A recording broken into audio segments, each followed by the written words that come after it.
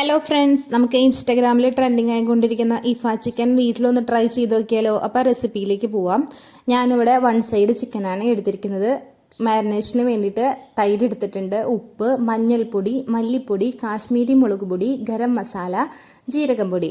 നിങ്ങളുടെ കയ്യിലുള്ള ചിക്കൻ്റെ വലുപ്പത്തിനനുസരിച്ചിട്ട് ഈ പൊടികളുടെ എണ്ണം അളവ് കുറയ്ക്കുകയോ ഒക്കെ ചെയ്യുക കേട്ടോ. ഇത് നല്ലോണം മിക്സ് ആക്കിയിട്ട് ചിക്കനിൽ തേച്ച് പിടിപ്പിക്കുക. ഞാനിവിടെ ഓവർനൈറ്റ് റെസ്റ്റ് ചെയ്യാൻ വേണ്ടി വെക്കുന്നുണ്ട്. നിങ്ങളുടെ കയ്യിൽ അവൈലബിൾ ആയിട്ടുള്ള സമയത്തിനനുസരിച്ചിട്ട് കുറയ്ക്കുകയോ ഒക്കെ ചെയ്യുക കേട്ടോ. പിന്നെ ഇതിൻ്റെ റെസ്റ്റിംഗ് സമയം കൂടുന്നതിനനുസരിച്ചിട്ട് മസാലയൊക്കെ പിടിച്ച് നല്ല ടേസ്റ്റ് ആവാൻ വഴിയുണ്ട്. പിന്നെ രണ്ടാമത് മസാലയ്ക്ക് വേണ്ടിയിട്ട് ഞാൻ ഇഞ്ചി വെളുത്തുള്ളി പേസ്റ്റും പിന്നെ ലേശം ചില്ലി ചിക്കൻ മസാലയും കൂടി എടുത്തിട്ടുണ്ട്. ഇത്തിരി കളർ കുറവുണ്ടായിരുന്നു, മൊഞ്ചായിക്കോട്ടെ എന്ന് വിചാരിച്ചു. പിന്നെ ഫ്രൈങ് പാൻ എടുത്ത് ബട്ടർ ഇട്ട് അതൊന്ന് മെൽട്ടായിട്ട് വരുമ്പോൾ നമ്മുടെ ചിക്കൻ അതിൻ്റെ മുകളിൽ വെച്ചിട്ട് ഫ്രൈ ചെയ്തെടുക്കാം. ഇതിൻ്റെ മുകളിൽ ഒഴിക്കുന്ന ആ ഒരു സോസും കൂടി നമുക്ക് റെഡിയാക്കി എടുക്കാനുണ്ട്. അപ്പോൾ അതിനായിട്ട് ഞാൻ ആദ്യം മയോണൈസ് റെഡിയാക്കി. മയോണൈസിൻ്റെ റെസിപ്പി ഞാനിവിടെ ഷെയർ ചെയ്തിട്ടില്ല. ആർക്കെങ്കിലും ആവശ്യമുണ്ടെങ്കിൽ പറഞ്ഞാൽ മതി, ഞാൻ പറഞ്ഞുതരാം കേട്ടോ.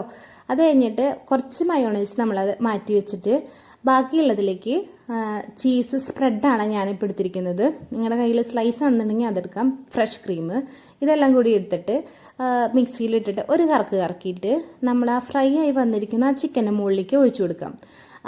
ഇതാണ് കേട്ടോ അതിൻ്റെ സോസായിട്ട് വരുന്നത്. നല്ല സാറ്റിസ്ഫാക്ഷൻ ഉണ്ടായിരുന്നു ഇതിങ്ങനെ ഒഴിക്കാൻ വേണ്ടിയിട്ട്. കാണാനും നല്ല ഭംഗിയുണ്ടായിരുന്നു. നല്ല ഭംഗിയില്ലേ കാണാനായിട്ട്? നല്ല മണമാണ് കേട്ടോ. സിമ്മിലിട്ടിട്ട് നമുക്ക് കുറച്ച് നേരം ഇതൊന്ന് കുക്ക് ചെയ്തെടുക്കാം. അപ്പോൾ ഒരു പ്രത്യേക സ്മെല്ല് വരും. പിന്നെ ഇതിൻ്റെ കൂടെ കഴിക്കാൻ വേണ്ടിയിട്ട് ഞാനൊരു ഹോം മെയ്ഡ് ഗുബൂസും കൂടിയും റെഡിയാക്കിയിട്ടുണ്ടായിരുന്നു. ഗോതമ്പും മൈദയും വെച്ചിട്ട് രണ്ടും കൂടി പകുതി എടുത്തിട്ടാണ് ഉണ്ടാക്കിയത്.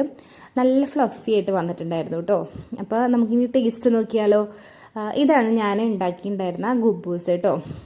മയോണൈസും നമ്മുടെ ഇഫ ചിക്കനും എല്ലാവരും കഴിക്കാൻ റെഡി ആയിട്ടാണ് നിൽക്കണം. പിന്നെ പിള്ളേർക്ക് മയോണൈസ് കണ്ടു കഴിഞ്ഞാൽ മയോണൈസ് മതി, വേറെ ഒന്നും അവർക്ക് നോക്കാനില്ല. ഞങ്ങളെല്ലാവരും കൂടി കഴിച്ച് തുടങ്ങിയപ്പോൾ നല്ല ടേസ്റ്റ് ഉണ്ടായിരുന്നു കേട്ടോ. ഞാൻ ഉണ്ടാക്കിക്കൊണ്ട് പറയാനല്ല, നല്ല ടേസ്റ്റ് ഉണ്ടായിരുന്നു. ചേട്ടനും ഇതേ അഭിപ്രായം തന്നെയായിരുന്നു. എല്ലാവരും നല്ല കീച്ചുന്നുണ്ട്, കണ്ടില്ലേ? നല്ല പറഞ്ഞിട്ടും മതിയാവുന്നില്ല. ഞാൻ ഉണ്ടാക്കിയ കാരണം കൊണ്ട് എന്താണാവോ അങ്ങനെ ഞങ്ങളുടെ യുദ്ധം അവസാനിച്ചു, കണ്ടില്ലേ? അപ്പോൾ ഇനി ബാക്കി അടുത്ത പണിക്ക് പോട്ടെ.